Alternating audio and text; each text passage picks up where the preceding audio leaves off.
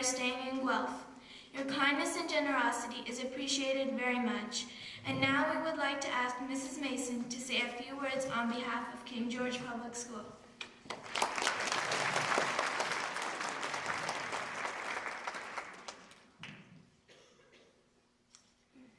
Where do I begin? First of all, I'd like to welcome Kristopher and George and their crew. I had the pleasure of speaking to you on the phone on several occasions. I've seen your photo in the newspaper, I've seen you in television interviews, but it's much nicer to see you in person. Secondly, I'd like to thank the staff and students of King George School. You took up the extraordinary challenge for Kristopher's wish and have been very generous. I'm very proud of each one of you for showing your support to Kristopher. A few other thank yous. Thank you to Mrs. Skelding for all of her support. Thank you to Mrs. Hyam and Ms. Galaska and all the art students who painted the wonderful banners. They looked awesome. Thank you to Mr. Leduc, my partner in crime, wherever you are. Thank you to my Class 7B who has shown a lot of support from day one. I really appreciate your help.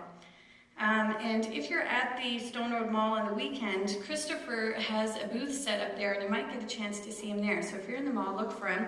He'll be at the entrance to the Zellers right by the food court there. Thirdly, I want to tell you a personal story to explain to you why I chose to become involved in Kristopher's mission from the beginning. Last February, my brother and his wife had a little boy named Baden. You may have seen his picture on the front of the Mercury. Baden was born with a severe immune deficiency disorder called Wiskott-Aldrich disease. It's a very rare disease that affects 4 boys out of 1 million. The only known cure is a bone marrow transplant, and without a bone marrow transplant, he would have not survived past his first birthday. Sorry, I get emotional with this. Both of his parents were tested, but they were not a match. His 3-year-old sister, Allison, was tested, but she too was not a match. You can imagine the fear, the desperation, and the hopelessness we felt as a family. The doctors had 2 options for them. The first one was to test other family members, but the chances were slim that they would be a match. The only other option for them was to see if there was a match on the worldwide bone marrow directory. There was no guarantee that a match would be found, and they had no idea how long it would take to find a match. My brother and his wife informed the doctors of a very unique situation which we have in our family. My brother is married to my husband's sister. Although this may seem very confusing, what it meant for our family was that my 3 girls are double cousins to Baden, and thus we had a chance that one of our girls could be a match. The doctors at Sick Kids Hospital had never had a situation like this before.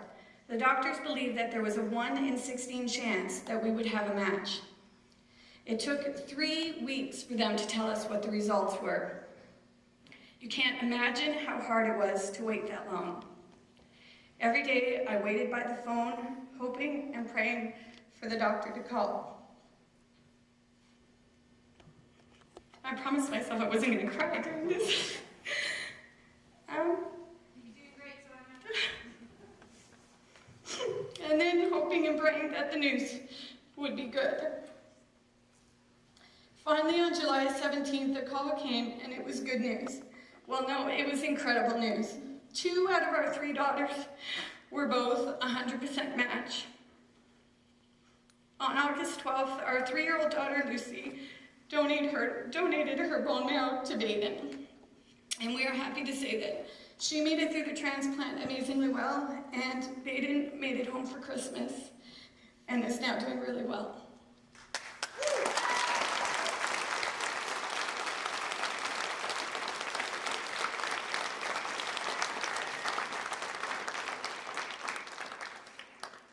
There are 3 reasons I wanted to share this story with you. Number 1, a hero can come in many shapes and sizes.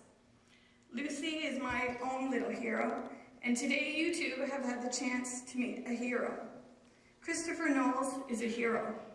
His bravery and courage make him a hero to his family a hero to his friends, and a hero to everyone who is waiting for a transplant like he is. It's not every day that we meet a real hero. Kristopher, you are a hero to all of us here and to all Canadians.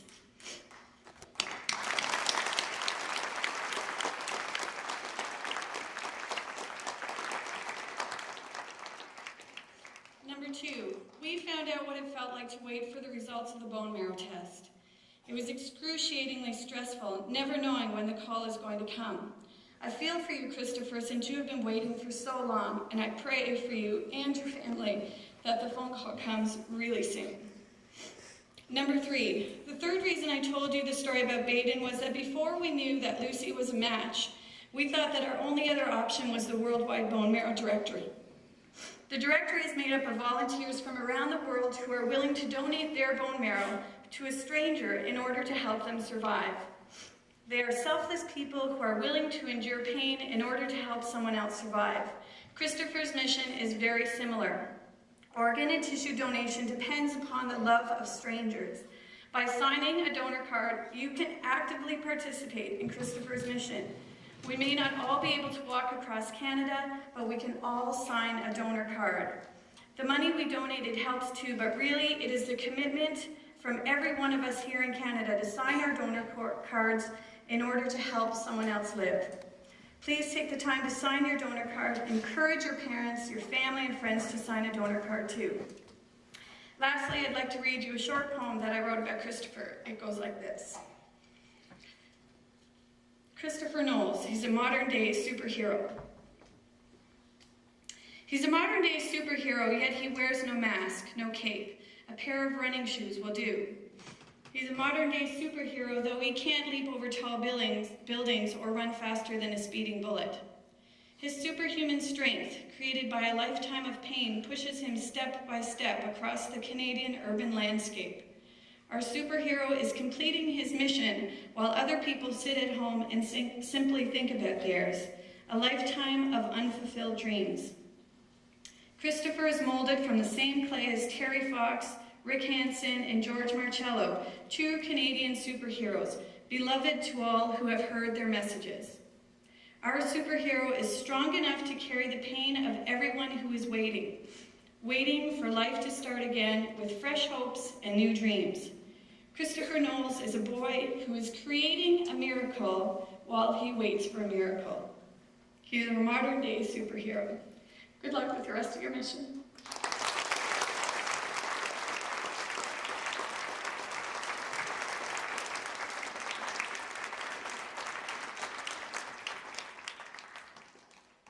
Thank you, Ms. Mason.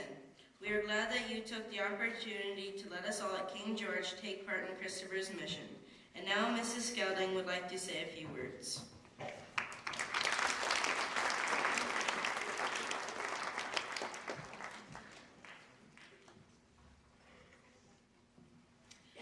Good morning, Kristopher, students, staff, and guests.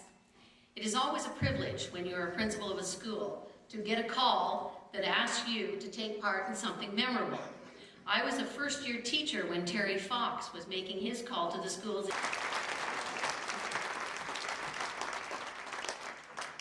Thank you, Mrs. Skelding. At this point, we would like to welcome George Marcello, who is also a real-life superhero. Not only has he helped Kristopher to make his wish come true, but it is George who started the mission. George himself made 3 treks in various parts of Canada between 1997 and 2003 to promote the important